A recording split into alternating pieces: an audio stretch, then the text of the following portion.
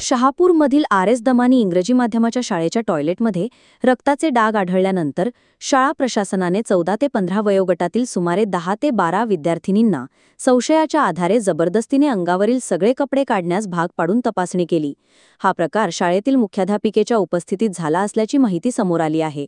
घटनेची माहिती मिळताच संतप्त पालकांनी शाळेत धाव घेत संबंधित प्रकाराबाबत जाब विचारला।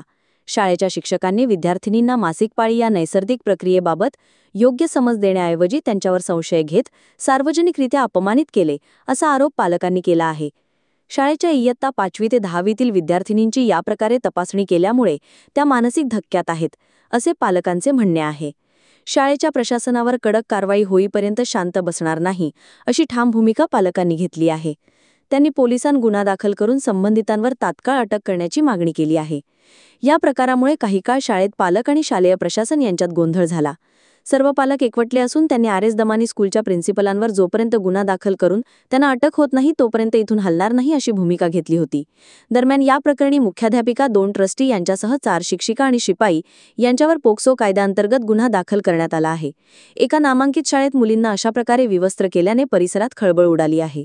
काल दमानी स्कूलमध्ये वॉशरूम मध्ये काही मुलींना पिरियड्स आले असतील, मासिक पाळी आली असेल, तर त्यांचे काहीतरी ठसे त्या भिंतीवर चुकून बाय मिस्टेक लागले असतील, तर त्या गोष्टीचं त्या प्रिन्सिपलनी इतका मोठा प्रकार केलाय स्कूलमध्ये आणि मुलींना इतकं मोलेस्ट केलंय की त्या फिंगरप्रिंट्सचा फोटो काढून तो प्रोजेक्टरवर दाखवून मुलींना 5वी ते 10वीच्या मुलींना हॉलमध्ये जमा केलं आणि त्या मुलींचे लिटरली फिंगरप्रिंट्स घेतले गेलेत। का फिंगरप्रिंट्स घेतले मुलींचे? लहान लहान मुली आहेत त्या, त्यांच्या बालमनावर ह्या गोष्टीचा काय परिणाम होईल इतक्यावर ती बाई थांबली नाही। तिने लहान मुलींना, त्या मुलींना लिटरली पूर्ण त्यांचे कपडे काढून त्यांना पूर्ण चेक केलंय। काय गुन्हा केला होता मुलींनी? असा काय गुन्हा केला होता की मुलींना इतकं वाईट प्रकारे तिने ट्रीटमेंट दिली आहे? आणि त्याच्यानंतर पॅरेंट्सनी त्यांना जाब विचारला तर त्याच्यावर त्यांनी उलट सुलट उत्तरं देऊन तो प्रकरण दाबण्याचा प्रयत्न केलाय। पण ज्या मुली लहान आहेत, काही मुलींना पाळी येत नाहीये, काही मुलींना माहिती नाही पाळी हा प्रकार काय आहे, त्या मुलींच्या मनावर ह्या गोष्टीचा किती वाईट परिणाम होईल आणि पॅरेंट्स कुठल्या भरोशावर किंवा कुठल्या ह्याच्यावर स्कूलमध्ये मुलींना पाठवतील? जर मुली, त्या स्कूलचा प्रिन्सिपल असा वागतोय तर त्या स्कूलमध्ये काय ट्रीटमेंट दिली जाते मुलींना? आम्ही कुठल्या भरोशावर आमची मुलं त्या स्कूलमध्ये पाठवावीत हा प्रश्न आम्हाला पॅरेंट्सला आता पडलेला आहे। लिटरली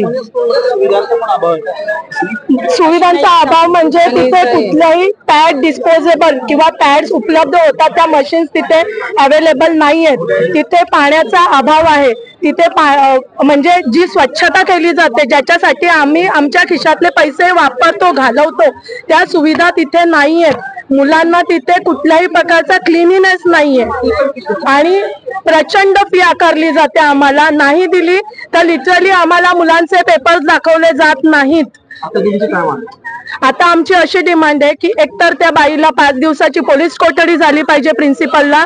दुसरी गोष्ट म्हणजे तिच्यावर तिच्या प्रिन्सिपल पदावरून हटवलं गेलं पाहिजे आणि ट्रस्टीनी इथे येऊन आम्हाला आन्सर करायला पाहिजे। आणि दुसरी एक वर्मा मॅडम म्हणून कोणी आहे, सेम बिहेवियर आहे अर्चनाच्या, त्याही आन्सरेबल आहेत या गोष्टीसाठी, तर त्यांच्यावरही कारवाई केली पाहिजे।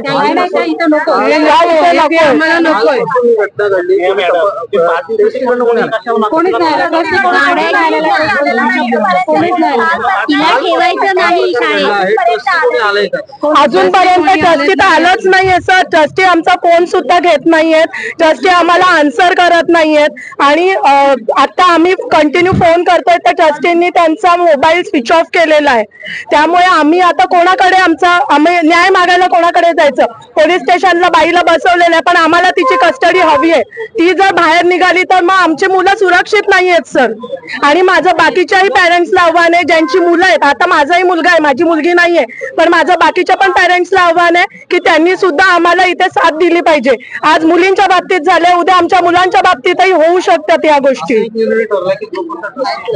हो, जोपर्यंत ट्रस्टी इथे येत नाहीत, या बाईला तिच्या पदावरून काढत नाहीत आणि हिला पोलीस कस्टडी, कठोर गुन्हा दाखल करून पोलीस कस्टडी होत नाही, तोपर्यंत आम्ही आमची मुलं स्कूलला पाठवणार नाही, आम्ही शाळेला टाळा लावणार।